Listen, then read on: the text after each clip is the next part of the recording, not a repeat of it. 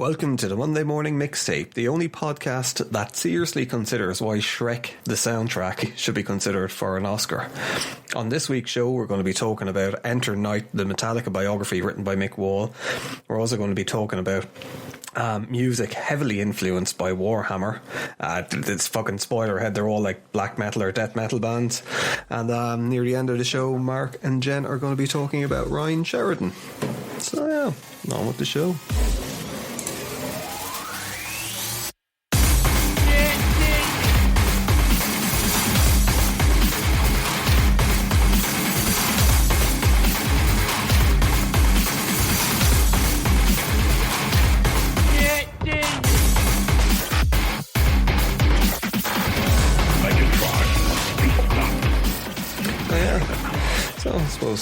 No point prattling around wasting time, just get on show. So we're going to be starting off talking about basically the early, well, not the early years of Metallica, because they've been around. How long have they been around for now? Nearly 40 at this stage. 40 years, yeah. So I suppose, the main thing that we're going to be covering with the Enter Night, Metallica the Biography book, because the first book that Laura's read in about 10 years. Possibly. That didn't but the main thing with it is, I suppose it goes up as far as the Death Magnetic at the time, so it's a little bit after Some Kind of Monster and all that stuff. But reason why we're going, every now and again we're going to be talking about books just to link it in with artists, because if we're to do a thing about Metallica on its own, you'd be talking about fucking 3 episodes, 4 minimum. Episodes probably. It'd be like a last podcast on the left type thing. So it's, we're just going to have a quick look at this book, Enter Night Metallica, because for a lot of people it's one of these books that you'll see popping up in, I don't know what the American equivalent is, but HMV in the UK and Ireland, where they normally have like music books sometimes for like, £2 or £3 or like 3 for 10 kind of a thing, and this is one that normally kind of pops up a lot. Mick Wall, for people who don't know, he's a music journalist, mostly rock and metal. I remember him writing for, I think it was Metal Hammer or Kerrang! Kerrang! Was one of the big ones, in the 80s and stuff. But he was like he was like up there with musicians himself, and larger than life, well known, well respected. I think he did stuff with Led Zeppelin as well. He was with all of the bigger bands. He was kind of, he just moved in those kind of circles where like the musicians themselves would have known him, and they would have sought him out to write articles, because if he sort of wrote an article about you, it was kind of, if you're a younger band, he kind of broke you, and that was it. And there was there was another one of his books I think that I got in HMV, where it's like a collection of stories that he has from spending time with different bands. And I think Iron Maiden were fairly heavy with the old drink aroo kind of a thing, but it's no one writes articles like that anymore, where it is the whole thing about works and all kind of a thing. But even the whole, where he's the main character, it's like an adventure going on as well. It's more than about the music, it's about kind of like the acts that they get up to, and kind of like the funny stories that happens with it. Behind the scenes almost. It's when rock and roll was rock and roll. Like nowadays people don't go on kind of like, we all got smashed and we did this and that, because people have to put on this, I know, cleaner than clean kind of a image, face. I know, which it's you're meant to be a role model for the kids. It's kind of like, really? It's like, they're not role models. But anyway, Laura, you read the book. Enlighten us. It is good.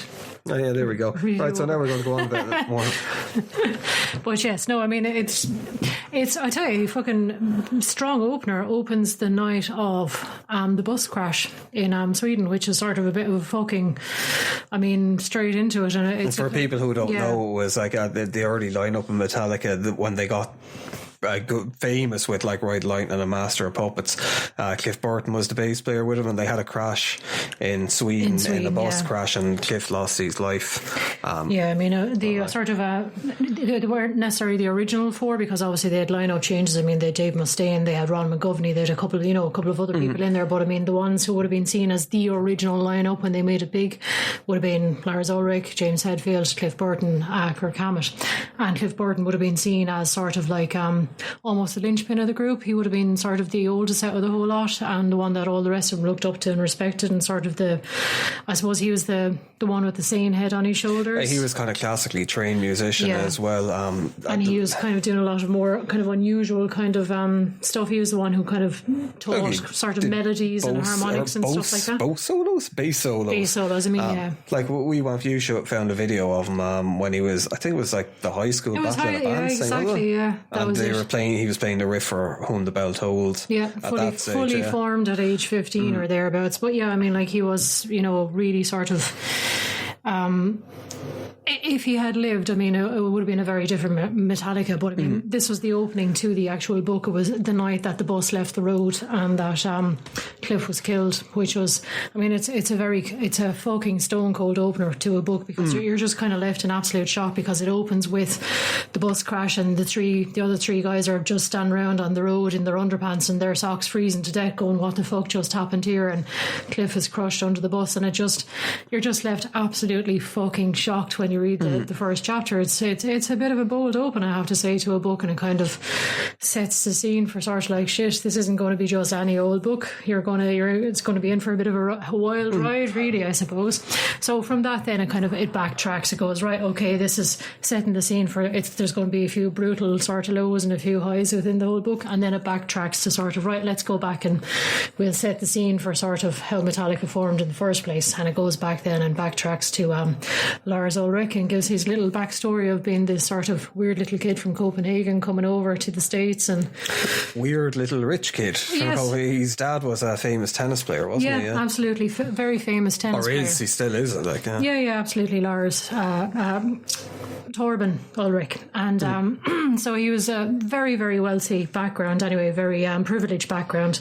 And he was set to go down the same road of being a tennis player. He was quite good and all the rest. And obviously it was quite a bohemian lifestyle that he would have led back in Denmark as well, because of his father was into sort of jazz music and all this kind of stuff, so he would have moved in a lot of sort of musical circles as well, so he was exposed to a lot of different types of music when he was younger. So he was basically, if he decided he wanted to go to a concert, his father kind of like, off you go, getting a bus off, because the whole European kind of thing, it was a little bit more relaxed around that stage. It wasn't seen as sort of any great deal for a kid to just get on a bus and go off to a concert at that stage. So he was exposed to a lot of music as a young age. But it was this whole thing, his path was meant to be tennis. So he was moved over to the States when he was around 16 or whatever, to go to tennis school or such, or to be schooled by the greats, and came over and kind of went down the road of being a tennis player, but then kind of went, well, I kind of like music a little bit better, and I don't really like getting up early to play tennis, and I don't really like all this. And decided then that he was getting into sort of, I suppose, the British kind of the new wave of heavy metal and all the rest. And because he was European and there wasn't really all that many people in America who were aware of this, he started trying to put the feelers out, trying to get like-minded people to actually kind of make friends with and all the rest. And I won't go into a huge backstory of all that, but that was essentially how himself and James Hetfield hooked up. Was he put an ad out trying to make, I suppose, friends to actually kind of start jamming with, because he was chilling with people sort of through the whole sort of tape trading scene, but nobody was musically inclined. Everyone was just listening to music. Nobody wanted to play music. So he just, I want to be in a band. I don't want to just listen to music. I want to be in a band. And at this stage, he'd fucked back off over to Europe under his own steam, just as a kid. Obviously he had a lot of money backing him up and all the rest, but he just went off. He was like, I want to go and see Diamond Head, I want to go and see all these bands, I want to go and see Saxon. And he even at that stage, he had the Lars Ulrich confidence that he walked straight up to the band and he went, hello, I really like your music, can I come and hang out with you? And everyone in the bands were just so sort of taken aback by the confidence of this kid. They kind of went, sure, why not? And he just got to hang out with all these bands at age 17 or whatever, just like, and that's how, I think, probably how he got the confidence as sort of the Lars Ulrich that we all know, for being sort of, he knows the business, well, he knows the same the background, as anything, he knows everything. When you're around it enough, you get confident with it. So if you're around music the whole time, it's just normal. You understand how the industry works. That's it, exactly. Yeah. So when he came back, he had an understanding of what to do and what not to do and how to form things and all the rest. So he just came back and he knew exactly what he wanted to do. So when himself and Hetfield got together, it was like, right, we know what we want to do, want to form a band, let's go. And that was it. That was the formation of Metallica. So, well, it's the thing with Metallica, kind of for people who aren't overly familiar with it. Like, I mean, they're fucking. It's like a Greek tragedy in parts. It's a proper, there's been numerous documentaries about. Like, it was for the Black Album they did a year and a half. Was it in the life of Metallica where they showed the recording of the Black Album, which is a great documentary in itself. But I suppose up to that point, like Metallica, they were known for being a trash metal band. They were like a speed metal band, I suppose. Those people called it before trash, and kind of like what you were saying when they formed their thing. they kind of like the early lineup was Dave Mustaine, who ended up going off to Megadeth. They kicked him out abruptly. That was like their first kind of. Well, Ron McGovney was their first. Oh no, I don't mean kicking out, but like, you know, say kind of like well known, kind of like, you know, kind of like story kind of type, you know, chapter in the story. And then they had Kill 'Em All was the first album.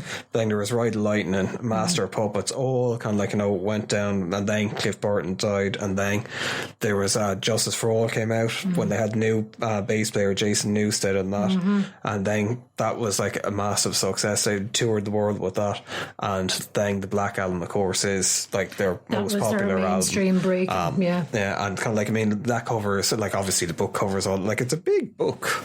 It's like chunky, fucking like 500 pages, just about. Yeah. Nearly. Like a lot of the times I saw you when you're reading it, you were laughing away. There's ridiculous little anecdotes in it, and it's all these stupid little backstories where you kind of go, oh, that's where that I can see that now in the personalities. Like when they started off, they started kind of going down the LA scene, I suppose. Obviously they're California based originally, and they started off wearing spandex trousers, and they had like one pair of spandex trousers each, so they used to have to wash them every night, and Hetfield ended up burning his on the radiator, so he was like crotchless pants, and he was like, well, fuck this, I'm just going to end up fucking wearing my jeans, because this is also, what the fuck am I doing wearing like pantyhose on stage? So that was how they ended up getting out of that sort of spandexy. It's just stupid little anecdotes like this. Or even there's I've always kind of laughed, Kirk Hammett has this habit of like when he finishes a solo or something like that and Hetfield takes over, he's a habit of just like throwing the fist up in the sky and just going, yeah, and it's just this weird little quirk he has, but he always does it. And there's this bit in the book where their first big foray down to New York, they go down at this promoter basically reaches out to them, Bobby Zazula, and kind of invites him down and all the rest. So he sees him playing, and he's kind of like, Kirk is just studiously looking down at the fretboard and all the rest, and he doesn't have a huge stage presence. So Zazula kind of goes, what you need to do is if you want to kind of get by on stage, what you need to do when you're finished playing your solo, just look at the audience, throw your fist up in the air and go, yeah. And I was kind of going, oh my God, this guy told him back when he was like, I don't know, 20 or something like that. Is that the guy we looked at the documentary? No, that was another guy again. He was like their A&R man on the record player. Yeah, absolutely. There's so many different characters that kind of, you know, gave them various breaks along the way, or so. Well, didn't give them breaks, but I suppose saw the magic that was there and saw how they could, right, we need to promote these guys because these guys are going to be big.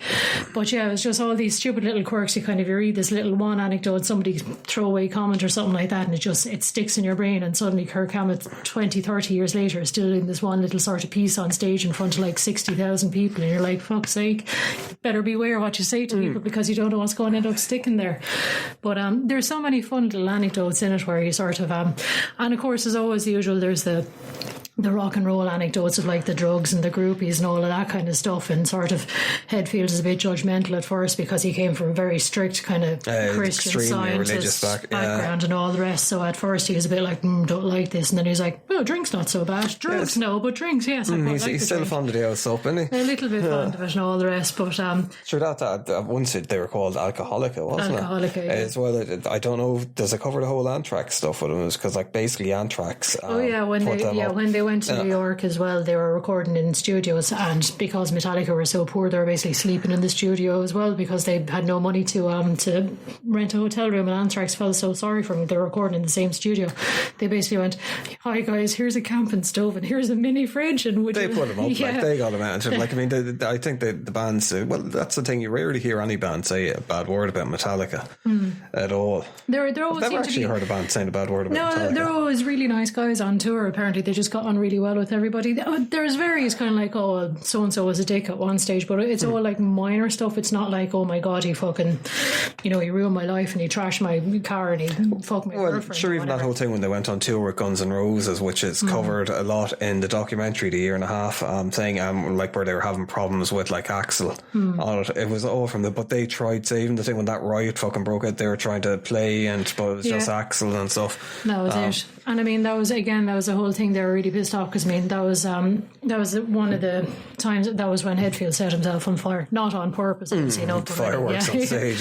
Yeah, when he accidentally stepped over one of the pyro things, obviously he had to get carted off to hospital, and then Axl fucking threw a fucking pissy fit, and he's like, "Yeah, I'm not going to play either," and that was what sparked a riot. And they're kind of like, "Fucking Hetfield's in the hospital. The fans are already kind of a bit pissed off and upset and all the rest. And could you not have come out and could you not have like played a little bit?" And Axl was like, "No, I'm going to be a dick. Fuck you, everybody." So that was one of the riots when they erupted back.